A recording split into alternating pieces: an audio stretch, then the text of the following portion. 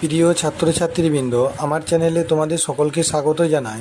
বাঁকুড়া বিশ্ববিদ্যালয়ের অন্তর্গত যে সমস্ত ছাত্রছাত্রী প্রথম সেমিস্টার পরীক্ষা দিয়েছ এবং দ্বিতীয় সেমিস্টারে উত্তীর্ণ হবে, সেই সমস্ত ছাত্রছাত্রীদের জন্য বেঙ্গলি সেকেন্ড সেমিস্টার মেজর এবং মাইনর থেকে কতগুলি 5 নম্বরের এবং 10 নম্বরের প্রশ্ন উত্তর দেওয়া হলো। এই প্রশ্নের উত্তরগুলি তোমরা শীঘ্র নোটস করে নিও।